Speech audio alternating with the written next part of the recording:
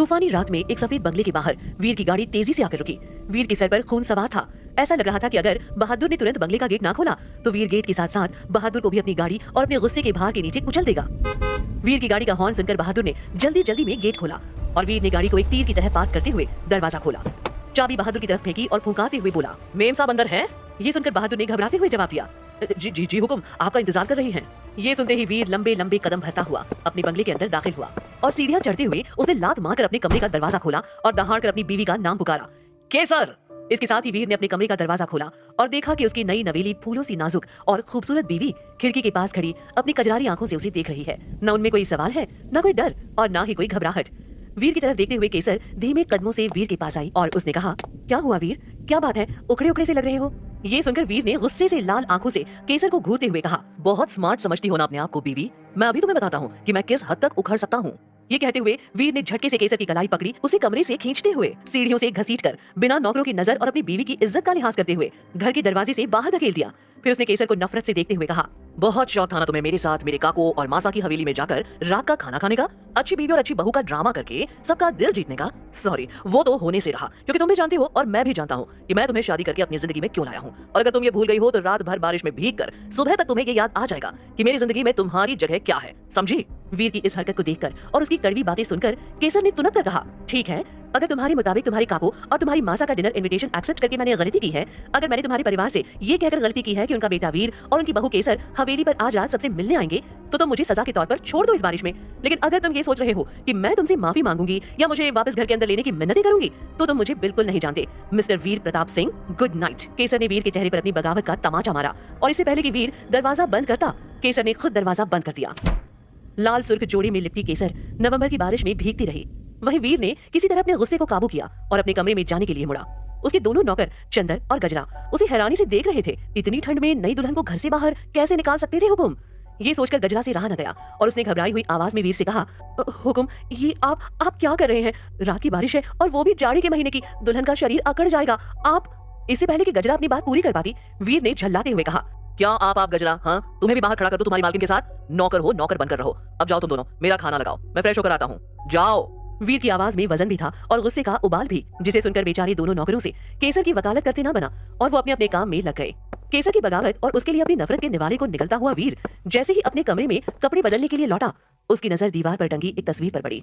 तस्वीर में बैठी गोरे रंग, बादामी आंखों और घुंघराले बालों वाली एक लड़की वीर की तरफ मुस्कुरा रही थी। ये तस्वीर केसर की नहीं थी, शायद इसलिए वीर की आंखों में तैर रही नफरत की जगह जज्बात ने ले ली और उसका तना हुआ चेहरा पिघल सा गया। तस्वीर से नजरें चुराते हुए वीर ने नरम पड़ चुकी आवाज में जज्बाती होते हुए कहा, तुम जानती हो कि मैं ऐसा इंसान नहीं हूँ, पर मैं केसर के साथ जो भी कर रहा हूँ वो मैं तुम्हारे लिए कर रहा हूँ। केसर ने जो किया है उसके लिए मैं उसे कभी माफ नहीं कर सकता। वीर एक तस्वीर को अपनी सफाई देता हुआ बाथरूम में कपड़े बदलने के लिए चला गया और इस चार दीवारी के बाहर घर के आंगन में खड़ी केसर अब तक बारिश में इतना भीग चुकी थी कि देखने वालों को तो यही लगता कि पानी ने उसकी काया को धुंधला कर दिया है और इस तरह धुंधली होते होते वो खत्म हो जाएगा, उसका नामो निशान मिट जाएगा। शायद केसर भी यही सोच रही थी और इसलिए उसकी आंखों से आंसू बह रहे थे, वो आंसू जो उसके चेहरे पर पड़ रही बारिश की बूंदों में घुलते जा रहे थे। केसर का पूरा शरीर अब ठंड से अकड़ने लगा था। केसर की इतनी बेइज्जती उसकी 21 साल की पूरी जिंदगी में नहीं हुई थी जितनी उस दिन से हो रही थी जिस दिन उसने वीर से शादी की थी। शादी की पहली रात से ही वीर ने ये साफ कर दिया था कि इस शादी में केसर हर रोज एक नई मौत मरेगी, हर रोज बेइज्जत की जाएगी, सताई जाएगी और वीर ये तब तक करता रहेगा जब तक केसर ये नहीं मान लेती कि वो वीर की गुनहगार है, उसकी खुशियों की कातिल है। ये सब याद करते हुए केसर ने अपनी भीगी हुई पलकी उठाकर बंगले की पहली मंजिल पर बने अपने और वीर के कमरे की खिड़की की तरफ देखा। वहाँ वीर नहीं था, पर फिर भी केसर ने कहा, तुम मेरे टुकड़े टुकड़े ही क्यों न कर दो वीर, लेकिन जो गुनाह मैंने नहीं किया मैं उसे नहीं मानूंगी और मैं तुम्हारे अंधे गुस्से और घमंड के आगे हार मानूंगी नहीं। इतना कहते ही केसर को खिड़की पर वीर दिखाई दिया। शायद वो ये देखना चाहता था कि उसकी बीवी की अकड़ जाड़े की इस बारिश में पिघली है या नहीं। उसने केसर के भीगे हुए कांपते शरीर को देखा और बारिश की आवाज को चीरते हुए घमंड से कहा, अपनी गलती मान लो बीवी और घर के अंदर आ जाओ, वरना सुबह होते होते मुझे तुम्हारे काको और तुम्हारी माँ को फोन करके कहना पड़ेगा कि उनकी जिद्दी बेटी ठंड में अकड़कर मर गई। ये सुनकर केसर ने चिल्लाते हुए कहा, जिस दिन मैं वाकई में गलती करूंगी उस दिन मान भी लूंगी वीर, और मुझे ठंड में अकड़कर मरने में कोई प्रॉब्लम नहीं है। और हाँ, कल सुबह मेरी डैड और माँ को फोन करने के साथ साथ अपने लिए एक नई बीवी का इंतजाम भी कर लेना, समझे? वीर को फटकार लगाकर केसर जाकर बगीचे में एक पेड़ के नीचे बैठ गई और उसने दोबारा खिड़की की तरफ आंख उठाकर नहीं देखा। पर वीर अब भी वहीं खड़ा था और बारिश की ठंड में भी केसर को अपने जिस्म पर वीर की जलाकर राख कर देने वाली नजरें महसूस हो रही थी। ये और बात थी कि ये आग नफरत की थी, प्यार की नहीं। वहीं वीर चाहकर भी खिड़की से हटकर रात का खाना खाकर सुकून से सोने नहीं जा पा रहा था। केसर की जिद, उसका ना टूटना, उसका ना झुकना वीर को एक सांस भी चैन से नहीं लेने दे रहा था। पर वीर का ये गुस्सा जीतने की तड़प बेकार थी, क्योंकि केसर जाड़े की बारिश में पिघल जाने वालों में से नहीं थी। वो वहीं बैठी रही, उसका खून जम चुका था, रंग नीला पड़ने लगा था, शरीर कांप कांप कर चेतावनी दे रहा था कि अगर वो घर के अंदर ना गई तो शायद सुबह तक उसका खुद का शरीर उसे ना बचा सके। पर केसर टस से मस ना हुई। इसी तरह 3 घंटे निकल गए और इन 3 घंटों में वीर ने खाना खाने की कोशिश की, सोने की कोशिश की, पर उसकी आत्मा ने उसे सोने नहीं दिया। वो बिस्तर पर करवटें बदलता रहा, रह रहकर घुंघराले बालों वाली उस लड़की की तस्वीर देखता रहा। उसकी बेचैनी बढ़ती रही और आखिरकार हार कर वो बिस्तर से उठा और बत्ती जलाकर उसने एक बार फिर खिड़की के बाहर देखा। केसर उसी पेड़ के नीचे टेक लगाए अपना तन सिकोड़े बैठी हुई थी। यहाँ से देखकर बता पाना मुश्किल था कि वो बेहोश है या सो गई है। जब वीर को केसर के शरीर में कोई हरकत नहीं दिखी तो शायद पहली बार उसका दिल बैठ गया। उसे फिक्र हुई कि कहीं सचमुच केसर को कुछ हो तो नहीं गया। ये ख्याल मन में आते ही वीर से रहा ना गया और वो फटाफट सीढ़ियां उतरता हुआ छाता लिए घर से निकलकर बगीचे में आया। केसर की आंखें बंद थी और उसका रंग नीला पड़ चुका था। वीर ने घबराकर केसर का नाम पुकारा, केसर, पर केसर ने न आंखें खोली और ना ही कोई जवाब दिया। वीर ने केसर के पास जाकर उसका माथा छूकर उसे एक बार फिर पुकारा, केसर, केसर, आंखें खोलो। वीर के छूने से केसर के शरीर में थोड़ी हरकत हुई। उसने अपनी लाल हो चुकी आंखें खोली और वीर का हाथ झटकते हुए कमजोर आवाज में बुदबुदाते हुए कहा, जिंदा हूँ, मरी नहीं हूँ, दूर हटो मुझसे और खबरदार मुझे छुआ तो। केसर की बात सुनकर वीर झल्लाते हुए बोला, मुझे अभी तुम्हें छूने में कोई इंटरेस्ट नहीं है, समझी? उठो, घर के अंदर चलो, तुम्हारी तबीयत बिगड़ रही है। इस पर केसर ने गुस्से में कहा, क्यों चलूं घर के अंदर? ताकि तुम मुझे फिर से बाहर निकाल सको। गेट लॉस्ट वीर, मैं घर के अंदर नहीं जाऊंगी और तुम्हारे साथ तो बिल्कुल नहीं। इतना कहकर केसर खांसने लगी, लेकिन तभी वीर ने गुस्से में कहा, बीवी, आखिरी बार कह रहा हूँ, उठो और घर के अंदर चलो, मुझे तमाशा करने पर मजबूर मत करो। वीर की बात सुनकर केसर ने ताना मारते हुए वीर से कहा, तमाशा तो तुमने मेरा बना ही दिया है वीर, अब और क्या बचा है? तुमने अपनी मर्जी से मुझे इस घर से बाहर निकाला था, लेकिन अब मैं घर के अंदर अपनी मर्जी से जाऊंगी, तुम्हारे कहने पर नहीं। मैंने कह दिया ना, बस कह दिया। ये सुनते ही वीर का पारा चढ़ गया। शायद तुम भूल गई हो कि शादी की रात मैंने तुमसे क्या कहा था। अब तुम्हारी जिंदगी में जो भी होगा मेरी मर्जी से होगा, तुम्हारी मर्जी से नहीं, समझी? इसलिए अगर तुम अपने पैरों पर चलकर मेरे साथ घर के अंदर नहीं आओगी तो मैं तुम्हें उठा कर ले जाऊंगा। इस पर केसर ने कहा, वीर, खबरदार जो तुमने। केसर अपनी बात पूरी भी नहीं कर सकी कि वीर ने जबरदस्ती केसर को अपनी बाहों में उठाया और उसके 1000 बार हाथ पांव मारने और चीखने चिल्लाने की परवाह किए बिना वीर उसे घर के अंदर ले आया। जैसे ही वीर केसर को अपनी बाहों में उठाए अपने कमरे की तरफ ले जाने लगा, अचानक केसर शांत हो गई। उसने वीर की बाहों में कसमसाना बंद कर दिया। उसके शरीर की हर हरकत बंद हो गई। वीर ने घबराकर केसर को उठाने की कोशिश की, पर केसर ने कोई जवाब नहीं दिया। वो वीर की बाहों में अब एक बेजान गुड़िया जैसी थी। क्या हुआ है केसर को? कहीं वीर के मुंह से निकली केसर की मौत की बात सच तो नहीं हो गई? कहीं वीर का बदला अधूरा तो नहीं रह जाएगा? क्या राज है केसर और वीर की शादी का, जिसने इन दोनों को दुश्मन भी बनाया है और जीवन साथी भी? इन सभी सवालों के जवाब जानने के लिए सुनते रहिए रिस्क है बट इश्क है में, केवल पॉकेट एफएम पर। जैसे ही वीर को लगा कि उसकी बाहों में बेजान पड़ी केसर की सांस उखड़ रही है, उसके पैरों तले जमीन खिसकने लगी, उसके माथे पर पसीने की बूंदें उभरने लगी और घबराहट की वजह से उसकी सांसें तेज होने लगी। केसर के जीने या मरने से कोई मतलब ना रखने वाले वीर को अचानक इस खौफ ने जकड़ लिया था कि कहीं उसके गुस्से में की हुई हरकत से उसकी बीवी की जान खतरे में ना पड़ जाए। नहीं, वीर ऐसा सोचना भी बर्दाश्त नहीं कर सकता था। केसर से वीर को चाहे कितनी भी नफरत हो, पर उसके लिए केसर की जान बेशकीमती थी। वीर ने कमरे के अंदर जाकर केसर को बिस्तर पर लेटाते हुए चंदर और गजरा को आवाज दी, चंदर, गजरा, जल्दी ऊपर आओ, कहाँ मर गए तुम दोनों? मैं कहता हूँ जल्दी आओ। वीर की पुकार सुनकर दोनों नौकर दौड़े दौड़े रसोई से भागते हुए अपने मालिक और मालकिन के कमरे में आ पहुंचे। उन्होंने देखा कि वीर तौलिया लेकर केसर का भीगा हुआ शरीर पहुंच रहा है और उसके चेहरे पर फिक्र साफ साफ दिखाई दे रही है। वीर ने चंदर और गजरा को देखा और कहा, चंदर, फटाफट डॉक्टर अंकल को फोन करो और कहो कि वो घर पहुंचे, इमरजेंसी है। केसर बेहोश हो गई है और तुम गजरा अलमारी से केसर के कपड़े निकालो, हमें इसके ये गीले कपड़े बदलने होंगे। वीर का हुक्म सुनकर चंदर तो दौड़ता हुआ वीर के डॉक्टर अंकल को फोन करने चला गया, पर गजरा वहीं फर्श पर जमी खड़ी रही। ये क्या कर रहे थे हुक्म? अब वो दुल्हन के कपड़े बदलेंगे? पर गजरा जानती थी कि वीर के आगे जुबान खोलना शेर के मुंह में हाथ डालने के बराबर था, इसलिए गजरा ने कुछ नहीं कहा। उसने बस अलमारी से केसर के कपड़े निकाले और वीर से शर्म के मारे आंखें चुराते हुए उसे थमाने लगी। लेकिन वीर को गजरा की हिचक समझने में देर नहीं लगी। उसने गजरा के हाथों से कपड़े लेते हुए उससे कहा, इसमें नजरें चुराने या शर्म महसूस करने की कोई बात नहीं है गजरा। मैं केसर का पति हूँ और मैं इसके कपड़े बदल सकता हूँ, और अगर तुम्हें मेरी मदद करने में शर्म आ रही है तो कमरे के बाहर इंतजार करो, मैं खुद केसर के कपड़े बदल लूंगा। जाओ, दरवाजे के बाहर इंतजार करो, जाओ। ये सुनते ही गजरा ने फौरन कहा, जी हुकुम। इतना कहते हुए जैसे ही गजरा ने बाहर जाकर कमरे का दरवाजा धीरे से बंद किया, वीर ने एक गहरी सांस लेकर केसर को देखा। सुनहरा रंग, गठा हुआ खूबसूरत शरीर, दिल पिघला देने वाले नैन नक्श और होश उड़ा देने वाले घने काले लंबे बाल। केसर कितनी हसीन थी। वीर के लिए इस बात को अनदेखा करना अक्सर मुश्किल हो जाया करता था, इसलिए वो हर वक्त केसर के लिए अपनी नफरत को याद रखता था। पर इस वक्त उस बेसुध और बेहोश केसर से वो लड़ भी नहीं सकता था, इसलिए उसने अपनी नजरें दीवार पर टंगी उस घुंघराले बालों वाली लड़की के चेहरे पर टिकाई और बिना केसर को देखे वो उसके कपड़े बदलने लगा। जिस लड़की से शादी होने के बावजूद आज तक वीर का कोई रिश्ता नहीं बना था, आज वीर उसके शरीर के हर उभार को, उसकी बनावट को अपनी उंगलियों में समेट रहा था। दिल में नफरत थी, पर वीर के हाथों में केसर को छूने का एहसास समा रहा था। किसी तरह बिना केसर के जिस्म पर नजर डाले वीर ने केसर के कपड़े बदले और उसे एक नरम कंबल उठाया और फिर न जाने क्यों उसने केसर को नजर भर के देखा और कहा, मुझ पर तुम्हारे इस रूप का और तुम्हारी इस हालत का कोई असर नहीं होगा केसर राठौर। जितनी बार मैं तुम्हें नजर भर के देखूंगा उतनी बार मुझे सिर्फ तुम्हारा गुनाह और अपनी नफरत याद आएगी। और तभी दरवाजे पर दस्तक हुई। वीर ने खुद को संभाला और दरवाजे पर जो भी था उसे अंदर आने के लिए कहा। दरवाजा खुला तो चंदर और गजरा के साथ डॉक्टर प्रकाश अग्रवाल यानी वीर के डॉक्टर अंकल खड़े थे। उन्होंने अंदर आते ही केसर का चेकअप करते हुए वीर से पूछा, आखिर केसर की ये हालत हुई कैसे? केसर का शरीर बुखार में तप रहा था, शरीर में कंपन भी थी। चंदर और गजरा को लगा था कि शायद वीर झूठ बोलने में हिचकिचाएगा, पर ऐसा कुछ नहीं हुआ।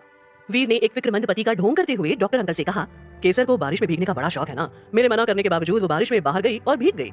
ये सुनकर डॉक्टर अंकल ने वीर को बड़ी गहराई से देखा और कहा, अजीब बात है फिर तो, नवंबर की बारिश में अपनी मर्जी से ऐसे कौन भीगता है भला? बीवी है तुम्हारी वीर, जरा ख्याल रखा करो। वैसे मैंने इंजेक्शन दे दिया है, सुबह तक आराम आ जाएगा और कुछ दवाइयां लिख कर दे रहा हूँ, 1 हफ्ते का कोर्स है, ध्यान से मंगवा देना, ओके? वीर ने फौरन जवाब दिया, आप बेफिक्र रहें अंकल, मैं केसर का पूरा ध्यान रखूंगा, आखिर बीवी जो है मेरी। वीर के मुंह से निकले बीवी लफ्ज की कड़वाहट डॉक्टर अंकल से छिप नहीं सकी, पर इस मामले में कुछ भी कहने का उनका ना कोई हक था और ना उन्होंने कहा। वो केसर की किस्मत पर तरस खाते हुए चुपचाप वीर के बंगले से चले गए। उनके जाने के बाद वीर ने गजरा से एक बोल में पानी मंगवाया और दोनों नौकरों को जाकर सोने के लिए कहा। इस पर गजरा ने थोड़ी हिम्मत करते हुए कहा, हुकुम, मेम साहब को रात में किसी चीज की जरूरत पड़ सकती है। तो वीर ने बिगड़ते हुए कहा, अगर मेरी बीवी को रात में किसी चीज की जरूरत पड़ेगी तो मैं यहाँ हूँ और रहूंगा, जाओ अब तुम दोनों यहाँ से, आउट। वीर की झिड़क सुनकर चंदन और गजरा तुरंत वापस लौट गए और वीर एक कुर्सी लेकर केसर के सिरहाने बैठकर उसके माथे पर ठंडे पानी की पट्टियां रखने लगा। उसकी आंखों में केसर के लिए गुस्सा था, गुबार था, पर फिर भी वो केसर का ख्याल रख रहा था। वीर ने करीब 1 घंटे तक केसर के माथे पर ठंडे पानी की पट्टियां रखी और फिर उसका माथा छू कर देखा। बुखार कम हो चुका था। पता नहीं क्यों ये देखकर वीर को एक अजीब सा सुकून महसूस हुआ और वो कुर्सी पर बैठे बैठे बिस्तर पर पांव रखकर अपना सिर सिरहाने पर टिकाकर सो गया। रात के बचे हुए चंद घंटे भी गुजर गए और सुबह की धूप से बेहोश होने के पूरे 10 घंटे बाद केसर की आंखें खुली और आंखें खोलते ही उसे एहसास हुआ कि उसके बगल में कोई सो रहा है और उसका हाथ केसर की कमर पर है। केसर ने मुड़कर देखा तो उसे अपनी आंखों पर यकीन नहीं हुआ। वीर जिसने शादी की रात केसर से ये कहा था कि उसे छूना तो दूर वो केसर के साथ एक बिस्तर पर सोएगा भी नहीं, वो पुरसुकून होकर केसर को थामे सो रहा था और उसके चेहरे पर एक मुस्कान थी। वीर का ये मासूम चेहरा देखकर एक पल के लिए केसर के चेहरे पर भी मुस्कान उभर आई और उसका हाथ वीर के माथे से बाल हटाने के लिए उठा ही था कि केसर के दिमाग में बीती रात की बातें लौटने लगी। वीर का केसर के साथ बदतमीजी करना, उसे नौकरों के सामने घसीटते हुए घर से बाहर बारिश में छोड़ना, केसर की आंखों में सख्ती लौटने लगी और न सिर्फ उसने अपनी कमर से वीर का हाथ हटाया बल्कि ये एहसास होने पर कि उसके कपड़े बदल चुके हैं, केसर बिफर कर उठ खड़ी हुई। हैरानी और गुस्से से वो वीर को नींद से उठाते हुए बोली, वीर उठो, मैं घर के अंदर वापस कैसे आई? मेरे कपड़े किसने बदले? और तुम मेरे साथ बिस्तर में क्या कर रहे हो? हेलो वीर, मैं तुमसे बात कर रही हूँ, उठो। केसर का चीखना चिल्लाना सुनकर वीर की आंख खुली और अपनी आंखें मलते हुए उसने बड़ी ही बेपरवाह सी आवाज में कहा, रिलैक्स, ओके? सुबह सुबह इस तरह चिल्लाने की कोई जरूरत नहीं है। कल रात तुम बारिश में भीगने से बेहोश हो गई थी, इसलिए तुम्हें उठाकर अंदर लाना पड़ा। तुम पूरी तरह भीग चुकी थी, बुखार में तप रही थी, इसलिए मैंने तुम्हारे कपड़े बदले। ऐसे हैरानी से मत देखो, कपड़े ना बदलता तो तुम्हें निमोनिया हो जाता। और रही इस बेड पर तुम्हारे साथ सोने की बात, तो रात को कुर्सी पर बैठे बैठे तुम जैसी बद दिमाग लड़की का ख्याल रखते रखते मेरी कमर अकड़ गई थी, इसलिए नींद में कब बिस्तर पर आ गया पता ही नहीं चला। और इन सब में जिस बात की तुम्हें सबसे ज्यादा फिक्र है, मैं उसे क्लियर कर देता हूँ। नहीं, मैंने तुम्हारी बेहोशी का कोई फायदा नहीं उठाया और ना ही हम दोनों के बीच कल रात को कुछ हुआ, ठीक है? वीर बोलता चला जा रहा था और यहाँ केसर गुस्से से और शर्म से लाल होती जा रही थी। उसे इस बात से कोई फर्क नहीं पड़ता था कि वीर उसे बेहोशी की हालत में एक कमरे में लेकर आया या वो नींद में उसके बगल में आकर सो गया। उसे तकलीफ इस बात की थी कि वीर ने उसके कपड़े बदले थे, उसे उस रूप में देखा था जिसमें देखने का हक वीर को नहीं था। वीर ने शायद केसर के चेहरे की इस ललाहट को पढ़ लिया था। उसने बिस्तर से उठते हुए आईने में अपने बाल संवारते हुए केसर से कहा, फिक्र मत करो बीवी, तुम पर हक होने के बावजूद मैंने तुम्हारे कपड़े बदलते वक्त तुम्हारे जिस्म पर नजर नहीं डाली। मैं देख सकता था, पर तुम में कुछ देखने लायक हो तो कोई देखे भी। खैर, मैं नहाने जा रहा हूँ, नाश्ता रेडी करवा दो, मैं आज ऑफिस के लिए जल्दी निकलूंगा। तुम आज आराम ही करो, गजरा तुम्हें दवाइयां दे देगी और मुझे भी ऑफिस में कम से कम एक दिन तुम्हारी ये शक्ल देखने से छुटकारा मिलेगा। ये सुनकर केसर ने चिढ़कर जवाब दिया, जिस शक्ल से छुटकारा चाहते हो उसे न सिर्फ तुम अपनी मर्जी से शादी करके इस घर में लाए हो, बल्कि उसे बचाने के लिए रात भर जागने के लिए भी तैयार हो। तुम शायद कंफ्यूज हो वीर कि तुम मेरे साथ करना क्या चाहते हो। केसर का ये ताना सुनकर वीर ने केसर की कलाई पकड़कर उसे अपनी तरफ खींचा और उसकी आंखों में आंखें डालते हुए कहा, पहली बात, तुम्हारा पति होने के नाते इस 4 दीवारी के अंदर और इस 4 दीवारी के बाहर मैं तुम्हारे साथ जो चाहूं कर सकता हूं और तुम मुझे रोक भी नहीं सकोगे, इसलिए शुक्र मनाओ कि मैं अभी तक अपनी हद में हूं। और दूसरी बात, मुझे इस बात को लेकर कोई कंफ्यूजन नहीं है कि मुझे तुम्हारे साथ क्या करना है, समझी? अब जाओ यहाँ से और जैसा मैंने कहा है वैसा करो। वीर ने केसर को जाने के लिए कह तो दिया, पर उसकी कलाई नहीं छोड़ी और वो उसे अपनी छाती से टिकाए खड़ा उसकी आंखों में देखता रहा। केसर को इतना करीब महसूस कर वीर के हाथों में कल रात केसर को छूने का एहसास लौट रहा था। उसकी खुशबू, उसके जिस्म की हरारत वीर को उसकी कलाई छोड़ने नहीं दे रही थी और वहीं केसर वीर की गिरफ्त में अपने दिल की तेज हुई धड़कनों से परेशान हो रही थी। न चाहते हुए भी वो वीर की आंखों में खुद को खोता हुआ महसूस कर रही थी। वीर के लिए अपने अंदर पैदा हो रहे इस खिंचाव को तोड़ने के लिए केसर ने वीर को उसके गिरबान से पकड़ते हुए नम आंखों से पूछा, अगर मुझसे इतनी ही नफरत है वीर प्रताप सिंह, तो छोड़ देते ना मुझे कल रात बाहर मरने के लिए, किस्सा ही खत्म हो जाता। इस पर वीर ने बिफरते हुए कहा, ऐसे कैसे मरने के लिए छोड़ दूं तुम्हें केसर? अगर मैंने तुम्हें इतनी आसानी से मरने दिया तो मैं रेशम को क्या जवाब दूंगा? हाँ। वीर ने जैसे ही रेशम का नाम लिया, दोनों की आंखों में आंसू भर आए और एक दूसरे पर उनकी पकड़ ढीली हो गई। कौन थी रेशम? कहाँ थी रेशम? क्या रिश्ता है रेशम का वीर और केसर के साथ? वीर की अंधी नफरत अब केसर की जिंदगी में कौन सा तूफान लेकर आएगी? इन सभी सवालों के जवाब जानने के लिए जुड़े रहिए वीर और केसर की कहानी रिस्क है बट इश्क है में, केवल पॉकेट। शादी के पूरे एक हफ्ते बाद आज दोनों में से किसी ने पहली बार रेशम का नाम लिया था। रेशम, जो न सिर्फ बीते हुए कल में वीर और केसर के दिल की धड़कन थी, बल्कि आज उन दोनों की शादी की वजह भी थी। और इस शादी में वीर और केसर के बीच जितनी भी कड़वाहट, नफरत, रंजिश और दर्द था, उन सबकी जड़ रेशम ही थी। इसलिए आज जब गर्मा गर्मी में अचानक वीर ने तड़पकर रेशम का नाम लिया, तो दोनों के अंदर का सारा दर्द आंसू बनकर उनकी आंखों से बह निकला। पर वीर को केसर की आंखों में रेशम के लिए आंसू भी मंजूर नहीं थे। उसने बड़ी बेरुखी से केसर के आंसू पोंछते हुए इल्जाम लगाने के लहजे में कहा, ओह स्टॉप इट केसर, तुम्हें तो रेशम के लिए आंसू बहाने का भी हक नहीं है, और तुम्हारी आंखों से तो आंसू भी नहीं, झूठ का खारा पानी बहता है। बस मैं रेडी होने जा रहा हूँ, तैयार होकर टाइम से ऑफिस पहुंच जाना, समझी? इतना कहकर वीर ने केसर को धक्का देकर अपने रास्ते से हटाया और अपने दर्द को गुस्से की दीवार के पीछे छिपाता हुआ कमरे से तीर की तरह बाहर निकल गया। उसके जाते ही केसर के सब्र का बांध टूट गया और वो घुटनों के बल बैठकर सिसक सिसक कर रोने लगी। उसने नम आंखों से सामने टंगी घुंघराले बालों वाली लड़की की तस्वीर को देखा और दबी हुई सिसकी के बीच कहा, ये तो मुझे किस खाई में धकेल कर चली गई हो रेशम, किस आदमी के हवाले करके चली गई हो मुझे। केसर का रोना सुनकर गजरा घबराई हुई कमरे में आई और उसने केसर को फर्श पर घुटने टेके हुए अपने आंसू पोंछते हुए देखा तो उसका दिल दुख उठा। कैसी फूल सी नाजुक लड़की और किस दरिंदे से ब्याह दी माँ बाप ने। ये सोचते हुए गजरा ने केसर से कहा, दुल्हन आप ठीक हो? कोई पीड़ा तो नहीं है? डॉक्टर अंकल को बुला दूं? वो आपकी दवाइयां लिखवा गए हैं वैसे, और हुक्म ने ऑफिस जाते वक्त कहा है कि नाश्ते के बाद आपको दे दूं। ये सुनकर केसर ने खुद को संभालते हुए कहा, नहीं गजरा, मुझे कोई तकलीफ नहीं है, मैं ठीक हूँ। बस यूं ही बैठे बैठे किसी अपने की याद आ गई थी। तुम नाश्ता लगाओ, मैं बस तैयार होकर आती हूँ। Okay, thank you. केसर आधे घंटे में तैयार होकर जल्दी जल्दी नाश्ता करके प्रताप सिंह इंटरप्राइजेस के ऑफिस के लिए निकल गई। वैसे तो एक जमाने में केसर गाड़ी बहुत तेज चलाया करती थी। उसके माँ बाप और रेशम उसे कई बार टोकते थे कि वो अपनी और अपनों की दोनों की जान खतरे में डाल देती है, और तब केसर हंस दिया करती थी। पर रेशम के जाने के बाद केसर की तरफ जो शक, नफरत और इल्जाम की नजरें उठी, उसके बाद केसर की गाड़ी ने कभी रफ्तार नहीं पकड़ी। आज केसर चाहकर भी गाड़ी तेज नहीं चला पाती। गाड़ी चलाते वक्त केसर को रह रहकर रेशम का चेहरा याद आ रहा था और उसके चेहरे पर दर्द की लकीरें उभर रही थी।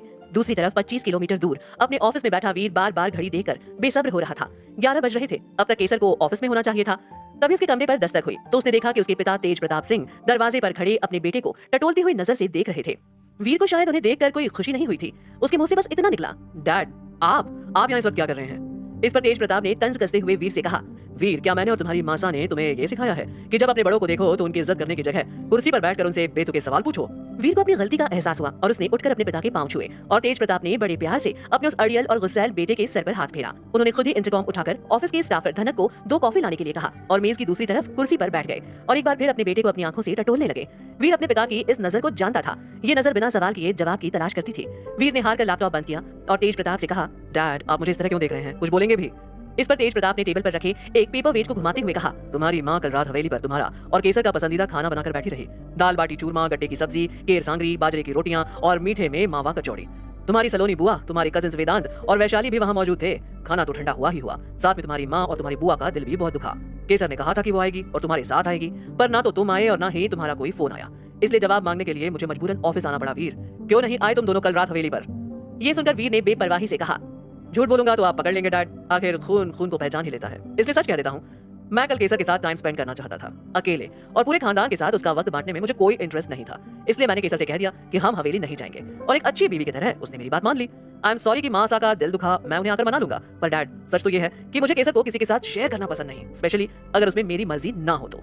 तेज प्रताप अपने बेटे की बातें सुन तो रहे थे, पर उन्हें वीर की इन बातों की बुनाई पर रत्ती भर भी भरोसा नहीं था, और उसकी वजह ये थी कि वीर ने रेशम के जाने के बाद उसकी बहन केसर से जिद करके शादी की थी। तेज इस शादी के खिलाफ थे क्योंकि वो जानते थे कि वीर केसर से सिर्फ इसलिए शादी कर रहा था क्योंकि वो केसर को सजा देना चाहता था। वीर को यकीन था कि उसने रेशम को केसर की वजह से खोया है और इसलिए केसर को सुकून की जिंदगी जीने का कोई हक नहीं। तेज और उनकी पत्नी कल्याणी ने यह शादी रोकने की बहुत कोशिश की थी, पर वीर ने न सिर्फ केसर से शादी की, वो उसे लेकर अलग बंगले में भी बस गया था। और इसलिए तेज और कल्याणी को हर वक्त ये फिक्र लगी रहती थी कि अपनी अधूरी मोहब्बत के जुनून में वीर केसर के साथ कुछ ऐसा न कर बैठे जिसका पछतावा उनकी पूरी नस्ल को हो। ये सब याद करके तेज ने अपने बेटे को नजर भर कर देखा और एक धीमी सी मुस्कान के साथ कहा, मानना पड़ेगा बेटा, तुम दुनिया के सबसे अनोखे आशिक हो। कल तक रेशम से प्यार करने का दम भरते थे और एक हफ्ते में उसकी बहन से इतना प्यार करने लगे कि उसका वक्त भी किसी के साथ बांटना नहीं चाहते। अच्छी बात है। खैर, अब आ ही गया हूँ तो बहू से मिलकर ही जाऊंगा। उसके ऑफिस आने का टाइम हो गया है। वैसे वो आ रही है या उसे किसी महल के कमरे में बंद करके आए हो ताकि उसे कोई देख ही न सके? ऑफ कोर्स केसर ऑफिस आ रही है डैड, मैं जहाँ केसर वहाँ। वीर के ये कहने की देरी थी कि तभी हल्के पीले रंग की साड़ी पहने अपने साथ गुलाबों की खुशबू लिए सुबह के सूरज सी सुंदर केसर वीर के ऑफिस में दाखिल हुई। उसने जैसे ही तेज प्रताप को देखा, उसका चेहरा खिल उठा और उसने सर ढककर उनके पांव छुए। केसर का मासूम चेहरा देखकर तेज मुस्कुराए और उसे आशीर्वाद देते हुए बोले, जुग जुग जियो बेटी, कैसी हो? केसर ने बड़े आदर से जवाब दिया, मैं अच्छी हूँ पापा, आई एम सॉरी कि हम दोनों कल डिनर के लिए हवेली नहीं आ पाए। वो वीर का कुछ काम निकल आया और हम। ये सुनते ही तेज प्रताप हंसते हुए बोले, केसर बेटे, वीर अपनी वकालत करने में और सफाई देने में माहिर है, इसलिए ये काम तुम उसे ही करने दिया करो। चलो, तुम्हें देख लिया और तसल्ली हो गई कि हमारा बेटा हमारी प्यारी सी बहू का अच्छे से ख्याल रख रहा है। अब मैं चलता हूँ, कल्याणी के साथ काम से जैसलमेर जाना है, वापस आकर मिलना होगा। अच्छा वीर, चलता हूँ, टेक केयर बेटा। इतना कहकर तेज प्रताप वहां से जाने लगे तो वीर ने झट से कहा, बाय डैड, मासा से कहिएगा मैं जल्दी ही हवेली आऊंगा उनकी चहेती बहू के साथ। तेज प्रताप अपने बेटे और अपनी बहू को गहरी नजर से देखते हुए ऑफिस से चले गए। उनके बाहर निकलते ही वीर को नजरअंदाज करते हुए केसर भी वीर के ऑफिस से निकलकर अपने कैबिन की तरफ जाने लगी। पर इससे पहले कि वो दरवाजे तक पहुंचती, वीर ने दरवाजे पर हाथ रखकर उसका रास्ता रोक दिया। केसर ने वीर को हैरानी से देखा और पूछा, क्या हुआ? वीर ने आगे बढ़कर केसर के सर से साड़ी का सिरा उतारा और उसके बालों में उंगलियां फेरते हुए बोला, कुछ नहीं हुआ, कुछ नहीं, बस पूछना चाह रहा था कि माना तुम इस कंपनी में 51% की मालकिन हो, पर हो तो मेरी बीवी है ना, और मेरी बीवी होने के नाते तुम्हें मेरे इस ऑर्डर का ख्याल रखना चाहिए कि तुम मुझे 11 बजे इस ऑफिस में मेरी आंखों के सामने दिखो और तुम आधा घंटा लेट हो। जान सकता हूँ क्यों? इस पर केसर ने चिढ़ते हुए जवाब दिया, ट्रैफिक में फंस गई थी। मिल गया जवाब, अब छोड़ो मुझे और हटो मेरे रास्ते से, मेरी मीटिंग है और उसके बाद मुझे हमारे नए होटल की साइट पर भी जाना है। और हाँ, पहले मुझे छूने का हक हासिल करो, उसके बाद मुझे इस तरह वक्त बेवक्त हाथ लगाना वीर। ये कहकर केसर ने वीर की उंगलियों से अपने बाल छुड़ाए और अपनी साड़ी का पल्ला संभालती हुई एक बार फिर दरवाजे की ओर बढ़ी। पर वीर ने केसर को कमर से पकड़कर अपनी तरफ खींचा और उसके जिस्म को अपनी बाहों में एक जुनून के साथ जकड़ते हुए उसकी आंखों में देखा और धमकाने वाली आवाज में कहा, तुम्हें छूने का हक मैंने उसी दिन हासिल कर लिया था जब मैंने अग्नि को साक्षी मानकर तुम्हारे गले में मंगलसूत्र और तुम्हारी मांग में सिंदूर भरा था। इसलिए मैं तुम्हारा पति वीर प्रताप सिंह जब चाहूं जैसे चाहूं तुम्हें छू सकता हूं, तुम्हारे साथ जो चाहे कर सकता हूं और तुम मुझे रोक नहीं सकती केसर। इसलिए अपने ये तेवर जरा कंट्रोल में रखो, क्योंकि अगर मेरे अंदर का जानवर जाग गया ना, तुम खुद को मुझसे बचा नहीं पाओगी, समझी? अब चुपचाप बैठो इधर मेरे सामने, जब तक मैं ना कहूं उठना मत। इस पर केसर ने जिद्दी होते हुए कहा, और अगर मैं उठ गई तो? वीर ने धमकाते हुए जवाब दिया, बेबी मुझे चैलेंज करने का रिस्क मत लो, वरना यहाँ ऑफिस में सबके सामने पति बनकर तुम्हारे साथ ऐसी हरकत कर दूंगा कि तुम हफ्तों तक अपने इस जिस्म से मेरी खुशबू नहीं निकाल सकोगी और ना ही शर्म के मारे इस ऑफिस में कदम रख सकोगी, समझ गई? अब बैठो यहाँ मेरे सामने। इतना कहकर वीर ने किसी गुड़िया की तरह केसर को सामने वाली कुर्सी में बिठाया और उसे घूरते हुए इंटरकॉम डायल किया और अपनी पर्सनल सेक्रेटरी गुंजन को अंदर आने के लिए कहा। केसर का खून खौल रहा था, पर साथ ही साथ वीर की बाहों की जकड़न से उसके दिल ने जो रफ्तार पकड़ी थी वो भी उसे परेशान कर रही थी और गुस्से में आग बबूला हो रही केसर को छूते ही वीर की नसों में केसर को हासिल करने की बिजली दौड़ी थी। वीर उससे तिलमिला उठा था, उसे केसर से नफरत थी और केसर को छूकर पिघलना वीर के लिए किसी गुनाह से कम नहीं था। वो दोनों इस वक्त जिस तरह एक दूसरे को देख रहे थे, उनके रिश्ते में आग ज्यादा लग रही थी और नफरत कम।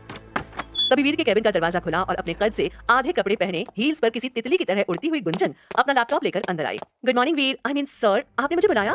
वीर फौरन बोला, यस बेब, थोड़ा काम है, यहाँ आओ मेरे करीब। गुंजन के हाव भाव और वीर की शरारत भरी आवाज सुनकर केसर का माथा ठनका। क्या ये दोनों सेक्रेटरी और बॉस ही थे या कुछ और? क्या दिखाने के लिए बिठाया था वीर ने केसर को यहाँ? क्या करेगा वीर गुंजन के साथ और क्या केसर ये बर्दाश्त कर पाएगी? ये जानने के लिए जुड़े रहिए वीर और केसर की कहानी के साथ। रिस्क है बट इश्क है में, केवल पॉकेट एफएम पर। केसर वीर और उसकी सेक्रेटरी गुंजन के बीच की नजदीकियां देखकर हैरान थी, नाराज थी और कहीं न कहीं वीर की पत्नी होने के नाते उसे शायद जलन भी महसूस हो रही थी। पर केसर अपना गुस्सा और अपनी जलन गुंजन और वीर के सामने जाहिर करके कमजोर नहीं दिखना चाहती थी। जैसे ही गुंजन जाकर वीर के सामने टेबल पर बड़ी अदा से झुककर लैपटॉप खोलने लगी, केसर ने सामने रखा अखबार उठाया और उस पर नजरें गड़ाकर पढ़ने लगी। वीर ने देखा कि केसर उसे और गुंजन को देख भी नहीं रही, तो उसने जानबूझकर गुंजन का नाजुक और गोरा हाथ पकड़ा और उसकी हथेली पर अपनी उंगलियां फेरते हुए कहने लगा, गुंजन आज रात को तुम क्या कर रही हो? गुंजन ने खिलखिलाते हुए जवाब दिया, ओह कम ऑन वीर, आप जानते हैं कि मेरे प्लान्स आपके हिसाब से बदल जाते हैं, रात को आप जो कहेंगे मैं वही करूंगी। ये सुनकर वीर ने कहा, तो ठीक है, आज रात मैं तुम्हें होटल सिल्वर मून लेकर जा रहा हूँ डिनर के लिए, उसके बाद हम ड्राइव पर जाएंगे और जब मेरा मन होगा मैं तभी तुम्हें घर छोड़ूंगा, ठीक 8 बजे तैयार रहना, ओके? इस पर गुंजन ने इठलाते हुए जवाब दिया, सर मैं तो ओके हूँ, पर शाम को तो आपको केसर मैम के साथ वक्त बिताना चाहिए ना, बीवी है आपकी, शादी हो चुकी है आपकी भी सर, लगता है भूल जाते हैं आप। वीर ने इस पर हंसते हुए जवाब दिया, नहीं गुंजन, इतनी खूबसूरत और तेज दर्रार औरत के साथ शादी करके कौन कमबख्त मर्द भूल सकता है कि उसकी शादी हो चुकी है? मुझे तो केसर हर पल याद रहती है, सोते जागते उठते बैठते, इसलिए सोचा कि थोड़ा ध्यान अपनी पुरानी दोस्त पर भी दे दूं। और फिक्र मत करो, केसर को हमारे डिनर से कोई प्रॉब्लम नहीं होगी ना केसर? इतना कहकर वीर ने केसर की तरफ घूर कर देखा। केसर अब भी अखबार पर अपनी नजरें गड़ाई बैठी थी। गुंजन और वीर की आशिकी देखकर और उनकी रोमांटिक बातें सुनकर केसर का खून खौल रहा था, उसके कान लाल हो चुके थे और उसकी उंगलियां अब अखबार के टुकड़े टुकड़े करने से कैसे रुक रही थी ये सिर्फ केसर जानती थी। पर उसे ये गुस्सा और ये बेइज्जती पीनी ही थी, वरना ऑफिस में वो तमाशा होता जो खानदान की इज्जत पर दाग लगा देता। इसलिए केसर ने खुद को नॉर्मल रखते हुए वीर को बड़े प्यार से देखा और अखबार के पेज पलटते हुए प्यार से कहा, वीर मुझे तुम्हारे और गुंजन के डेट पर जाने से डिनर पर जाने से भला क्या प्रॉब्लम होगी?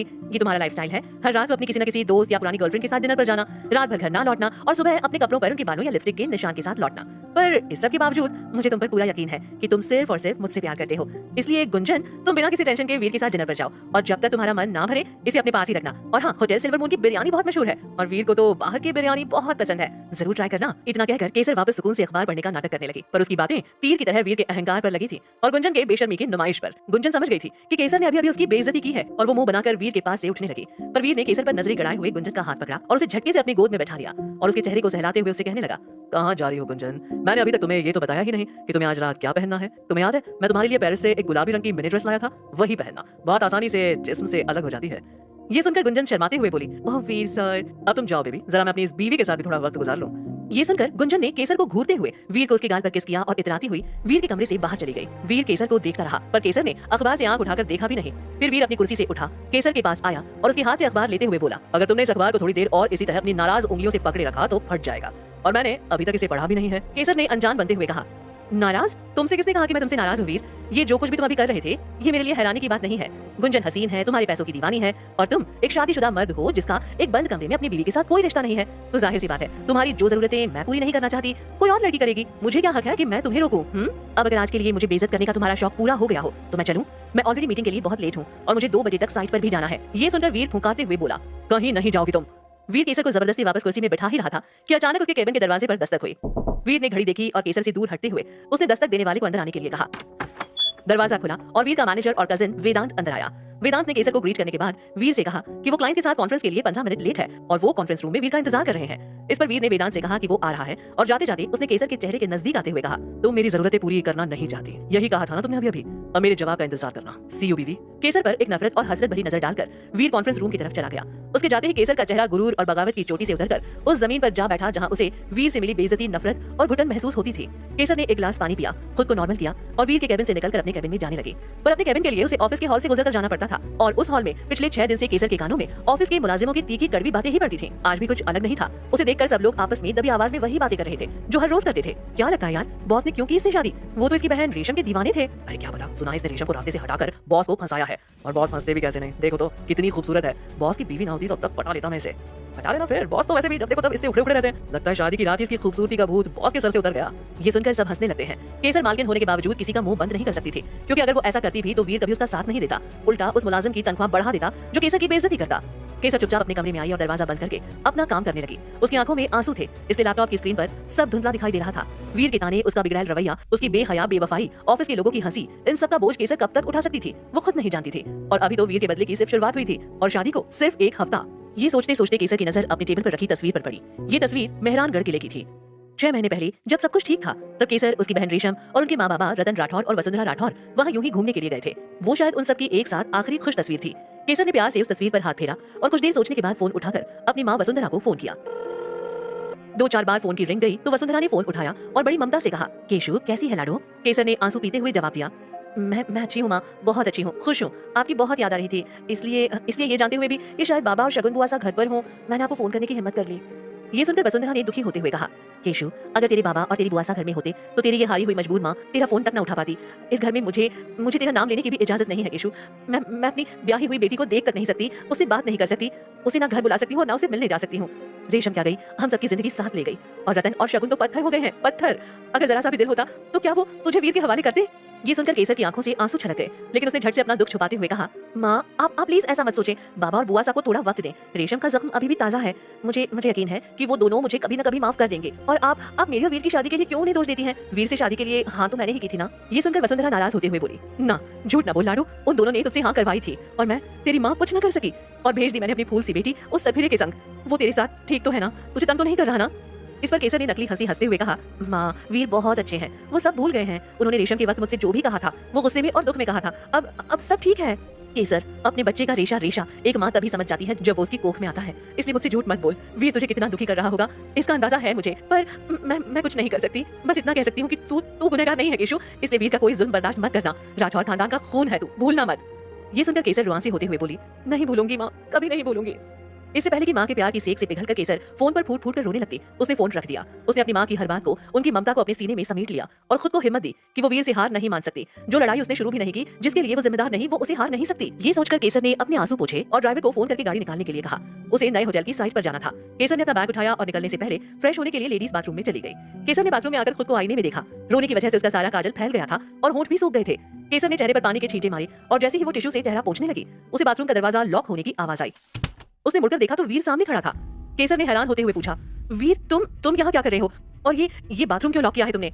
इस पर वीर ने एक गहरी सांस लेते हुए कहा, अभी मैंने कुछ किया कहाँ है बीवी, अब करूंगा तुम्हारे साथ। वीर के इरादे नेक नहीं थे और ये उसकी आंखों में साफ साफ दिखाई दे रहा था। केसर वीर के गुस्से से वाकिफ थी, वो कितना सिरफिरा था वो इससे भी वाकिफ थी। और जिस तरह वो केसर की तरफ बढ़ रहा था, केसर को अंदाजा था कि वीर उसके साथ क्या करेगा। क्या इरादे हैं वीर के? अपने ही ऑफिस का बाथरूम लॉक करके वो अपनी बीवी के साथ क्या करना चाहता है? कैसे रोकेगी केसर वीर को और क्या वीर रुकेगा? ये जानने के लिए जुड़े रहिए वीर और केसर की कहानी के साथ। रिस्क है बट इश्क है में केवल पॉकेट एफएम पर। केसर को अपनी आंखों पर यकीन नहीं हो रहा था। क्या वीर केसर के लिए अपनी नफरत में इतना पागल था कि उसे इस बात की न कोई शर्म थी और न लिहाज कि वो अपने ही ऑफिस के लेडीज बाथरूम में अपनी बीवी के साथ बदतमीजी कर रहा है? वीर अब केसर को सर से पांव तक गुस्ताख नजर से देखते हुए आगे बढ़ रहा था। केसर के माथे पर पसीना आने लगा था, उसकी सांसें उखड़ने लगी थी। वीर के बढ़ते हर कदम के साथ वीर की भी धड़कनें तेज हो रही थी।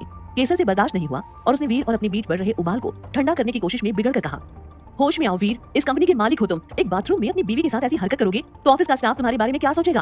और अगर अपनी इज्जत का कोई ख्याल नहीं है तो कम से कम पापा के बारे में ही सोच लो। मुझसे नफरत करने का मतलब ये नहीं है कि अपने खानदान की इज्जत का इस तरह तमाशा बनाओ। केसर की किसी बात का वीर पर कोई असर नहीं हो रहा था, क्योंकि वो सोच कर आया था कि उसे केसर के साथ क्या करना है। वीर केसर के करीब आया और उसकी कमर में अपनी बाहें डालकर उसे अपने सीने से सटाते हुए छेड़खानी के अंदाज में कहने लगा, कम ऑन बीवी, अगर मैं अपने ही ऑफिस के बाथरूम में दरवाजा बंद करके अपनी बीवी के साथ रोमांस करूं तो ऑफिस वाले इसे मेरी हरकत नहीं, मेरी आशिकी समझेंगे। अब उन्हें थोड़ी ना पता है कि हम दोनों में रोमांस नहीं, सिर्फ जोर जबरदस्ती हो सकती है। अगर मैं अभी तुम्हारे साथ यहाँ कुछ कर भी दूं तो बाहर किसी को नहीं पता चलेगा कि इसमें तुम्हारी मर्जी नहीं है। ये सुनकर केसर ने बिगड़ते हुए कहा, ओह अब समझी, क्योंकि मैंने तुमसे ये कहा था कि मैं तुम्हारी कोई जरूरत पूरी नहीं करना चाहती। तुम उस बात को अपनी ईगो पर लेकर यहाँ मुझ पर अपना हक जमाने आए हो। हाँ ठीक है, खड़ी हूँ मैं तुम्हारे सामने, जो करना है कर लो। मैं समझ लूंगी कि मैं एक दरिंदे का शिकार हो गई। देख क्या रहे हो वीर, करो ना जो करने आए हो। केसर की आंखों में आग थी, बगावत थी, अपने लिए लड़ने की हिम्मत थी। कहने के लिए केसर की शख्सियत के ये रंग वीर को जहर लगते थे, पर सच तो ये था कि केसर की यही बातें वीर को उसकी तरफ खींच भी रही थी। कुछ पल के लिए अपनी नफरत भूलकर वीर के अंदर केसर को हासिल करने की तड़प पैदा हो जाती है। फिर किसी तरह वीर खुद को ये याद दिलाता है कि वीर और रेशम की जिंदगी बर्बाद करने वाली यही केसर है। वीर ने केसर का चेहरा अपने हाथ में जकड़ते हुए उसे नफरत से घूरते हुए कहा, क्या लगता है तुम्हें हाँ कि तुम मुझे उकसाओगी और मैं जोश में आकर तुम्हारे साथ रिश्ता बना लूंगा? तुम्हें अपनी बीवी होने का दर्जा दे दूंगा ताकि तुम्हें वो मिल जाए जो तुम तब से चाहती थी, जब से तुमने मुझे पहली बार देखा था। मुझे पाने के लिए ही तो तुमने रेशम को रास्ते से हटाया है केसर। मेरे प्यार में पागल थी तुम। मैं चाहकर भी तुम्हारे साथ वो रिश्ता कैसे बना सकता हूँ जो एक पति और एक पत्नी के बीच होता है? घिन आती है मुझे तुमसे, आई हेट यू। पर इसका मतलब ये नहीं कि तुम्हारे साथ कुछ किए बिना मैं तुम्हें सबके सामने बेइज्जत नहीं कर सकता। वीर ने ये कहते हुए अपनी उंगली से केसर के होठों की लिपस्टिक बिगाड़ी और उसकी गर्दन पर खरोंच का निशान बना दिया, ताकि देखने वाले को यही लगे कि वीर और केसर के बीच एक उत्तेजना भरा पल बीता है। इससे पहले कि केसर कुछ समझ पाती, वीर ने बाथरूम का दरवाजा खोला और सीटी बजाता हुआ अपनी शर्ट ठीक करने का नाटक करता हुआ बाहर निकल आया। वीर ने देखा कि स्टाफ के लोग आपस में कानाफूसी करते हुए उसकी तरफ देख रहे हैं। वीर ने हंसते हुए कहा, ओह गाइस प्लीज, नई शादी हुई है मेरी और अभी तक हनीमून पर भी नहीं जा सके हम लोग, तो बस बीवी को मना रहा था। काफी बिगड़ैल है ना, मनाना पड़ता है। ये कहते हुए वीर अपने कैबिन में लौट गया और केसर अपने चेहरे और गले पर वीर की बदतमीजी की निशानियां लिए शर्म और बेइज्जती के एहसास के साथ सिर झुकाकर बाथरूम से बाहर निकली। उसने न दाएं देखा न बाएं, वो सीधे भारी कदमों के साथ अपने कैबिन में लौट गई। उसने दरवाजा बंद कर दिया और किसी तरह अपने आप को चीख चीख कर रोने से रोका। पर जब स्टाफ के लोगों की बातें उसके कानों में पड़ी, तब केसर ने सोचा कि इससे अच्छा होता कि उसने उनकी आवाजें अपनी सिस्टियों में ही डुबो दी होती। वो सुन सकती थी कि वो क्या कह रहे हैं। कुछ भी कहो, वीर सर हैं बड़े पैशनेट। मुझे तो लगता है कि घर में तो वो अपनी बीवी को एक मिनट के लिए भी नहीं छोड़ते होंगे। अरे मुझे तो लगता है कि वीर सर अपनी बीवी के साथ जोर जबरदस्ती करते हैं। देखा नहीं उसकी लिपस्टिक कैसी बिगड़ी हुई थी, और ऐसा कौन सा रोमांस कर रहे थे सर कि केसर मैम की गर्दन की खरोंच डाली। कौन अपनी बीवी का ऐसा तमाशा बनाता है यार। यार क्या भला की खूबसूरत है ये केसर। अगर ऐसी मेरी बीवी होती तो मैं उसके साथ हमेशा बाथरूम में बंद होने को तैयार रहूं। केसर ने अपनी इज्जत की धज्जियां उड़ती हुई सुनी तो उसने अपने हैंडबैग से एक आईना निकाला, अपनी लिपस्टिक साफ की, खरोंच पर कोल्ड क्रीम लगाई और बैग उठाकर होटल की साइड पर जाने के लिए निकल गई। स्टाफ के लोग उसे चीर देने वाली नजर से देखते रहे, पर केसर ने अपना मन बना लिया था। उसने खुद को ये समझाकर मजबूत कर लिया था कि वीर हर रोज इस ऑफिस में उसे नीचे दिखाने और उसकी बेइज्जती करने के नए नए तरीके ढूंढेगा, लेकिन उसे ठोस बनना होगा। ये सोचते हुए केसर गाड़ी में बैठने ही लगी थी कि अचानक एक हाथ ने जोर से दरवाजा बंद किया और केसर की कलाई पकड़कर उसे अपनी तरफ घुमाया। केसर को लगा कि कोई रास्ते का लोफर है और वो पलटकर उस आदमी को थप्पड़ मारने ही वाली थी कि उस आदमी ने केसर का हाथ पकड़ लिया। वो आदमी वीर ही था। उसने केसर का लाल चेहरा देखा और उसकी कलाई को प्यार से सहलाते हुए शरारत भरे अंदाज में कहने लगा, उफ गुस्से में क्या गजब लगती हो बीवी। अगर गुस्से में इतनी हसीन दिखोगी तो मैं भूल जाऊंगा कि मैं तुमसे नफरत करता हूँ। और अगर थप्पड़ मारना ही था तो अंदर ऑफिस में मारना चाहिए था ना, सबके सामने, ताकि मुझे भी ये लगता कि मेरी बीवी का कोई सेल्फ रिस्पेक्ट है। इस पर केसर ने कड़वाहट के साथ जवाब दिया, सोचा तो था वीर कि उस बदतमीजी के बदले मैं सबके सामने तुम्हारे इस मगरूर चेहरे पर एक जोर का थप्पड़ मार दूं, पर फिर मुझे पापा और माँ का ख्याल आया। तुम्हारी कोई इज्जत हो ना हो, उनकी तो है। अगर तुम्हें थप्पड़ मारती तो चोट उनकी इज्जत को लगती, और मैं उनकी बहू होते हुए उन्हें तुम्हारी वजह से बेइज्जत नहीं कर सकती। अब हटो, मुझे होटल की साइट पर पहुंचना है। बाकी सारी भड़ास रात में घर पर निकाल लेना। केसर ने वीर का हाथ झटकते हुए जाने की कोशिश की, पर वीर ने उसका हाथ नहीं छोड़ा और उसके करीब आते हुए बोला, रुको, अब क्या है? पति होने की एक और छाप छोड़ना चाहते हो मेरे जिस्म पर? वीर ने शांत होते हुए कहा, नहीं, जो चोट दी है उस पर मरहम लगाने आया हूँ। गुस्से में एक पॉइंट प्रूव करने के लिए तुम्हारी गर्दन पर ये निशान दे दिया। अफसोस नहीं है मुझे, क्योंकि तुम इसे कहीं ज्यादा डिजर्व करती हो। ये कहते हुए वीर ने अपनी पॉकेट से एक बैंडेज निकाली और बड़े हल्के हाथों से उस खरोंच पर लगा दी। केसर की आंखों में आंसू भर आए और वीर ने प्यार से केसर के बाल सहलाते हुए कहा, अगली बार ऐसी जगह खरोंच दूंगा जो तुम्हारे सिवा किसी को नहीं दिखाई देगी। आई होप तुम समझ रही हो कि मैं क्या कह रहा हूँ। गुड डे बीवी, रात को घर पर मिलते हैं। इसके बाद वीर बिना केसर के जवाब का इंतजार किए वापस ऑफिस में चला गया। केसर कुछ देर हैरान होकर उसे जाते देखती रही और फिर गुस्से से उस बैंडेज को निकालकर गाड़ी में बैठकर साइड के लिए निकल गई। वहीं दूसरी तरफ वीर और केसर के इस धधकते ज्वालामुखी जैसे रिश्ते की आंच को महसूस करते वीर के माँ बाप तेज और कल्याणी हवेली की बैठक में आने वाले कल को लेकर फिक्रमंद थे। तेज चाय की चुस्कियां ले रहे थे। कल्याणी के हाथ के बनाए प्याज के पकौड़े तो उन्होंने छुए भी नहीं थे। कल्याणी अपने पति के रग रग से वाकिफ थी। कल्याणी ने अपने पति के हाथ से चाय का कप लेते हुए पूछा, जब से आप वीर के ऑफिस से आए हैं चाय के 4 कप पी चुके हैं और पकौड़े तो आपने छुए भी नहीं। कब से पूछ रही हूँ कि केसर कैसी है, पर आप बस यहाँ वहाँ की बातें कर रहे हैं। इस पर तेज ने मजाक करते हुए कहा, अरे मारी कल्याणी, तू भी ना पहली माँ है तो दुनिया की, जिसको अपने पूत की नहीं बल्कि अपने बहू की पड़ी है। मजाक ना करो जी, आप अच्छे से जानो हो कि वीर केसर को क्यों ब्याह कर लाया है, और आप ये भी जानो हो कि वो कितना सरफिरा और जुनूनी है। ये सुनकर तेज ने संजीदा होते हुए जवाब दिया, जानता हूँ कल्याणी, अच्छी तरह से जानता हूँ, और आज देख भी आया हूँ। वीर को लगता है कि वो मुझे बेवकूफ बना सकता है। केसर को लगता है कि वो अपनी बर्बाद जिंदगी पर पर्दा डाल सकती है, पर ये बाल मैंने धूप में सफेद नहीं किए हैं। किसी न किसी तरह वीर के पागलपन पर लगाम लगानी होगी। हमारे पास रास्ता है तेज, आप बस वीर और केसर को किसी तरह हवेली ले आओ, खुद जाके साथ लेकर आना, समझे ना आप? अब खाओ पकौड़े। कल्याणी की ये बातें सुनकर तेज हंसने लगे। उन्हें तसल्ली भी हुई कि कल्याणी वीर की लगाम खींचने का कोई ना कोई रास्ता निकाल ही लेगी, पर वीर था कि लगाम की पहुंच से दूर निकलने पर आमादा था। काम खत्म करने के बाद केसर रात के 8 बजे घर लौट रही थी। सारा दिन होटल की साइट पर निकल गया था। वीर ने उसे कम से कम 25 फोन किए होंगे, पर केसर ने उसका एक भी कॉल नहीं उठाया था। इसलिए अब उसे पूरी उम्मीद थी कि घर पहुंचते ही वीर उस पर नाराज होगा और एक बार फिर उसे जलील करने की कोशिश करेगा। पर अब केसर ने तय कर लिया था कि वो वीर की हर चोट का बराबर जवाब देगी। ये सोचते हुए केसर अपने बंगले के गेट की तरफ गाड़ी बढ़ा ही रही थी कि अचानक उसने देखा कि घर से कुछ दूर एक गली के मोड़ पर झाड़ियों के पीछे एक गाड़ी खड़ी हुई थी, जिसकी हेडलाइट्स ऑन है और ड्राइवर गाड़ी स्टार्ट करने के लिए तैयार बैठा है। केसर को थोड़ा अजीब लगा और उसने अपनी गाड़ी बंगले के गेट के पास रोकते हुए कहा, ये काले रंग की गाड़ी इस तरह हमारे घर के पास क्यों खड़ी है? हमारे बंगले के आसपास न तो कोई घर है और न ही यहाँ कोई आता जाता है।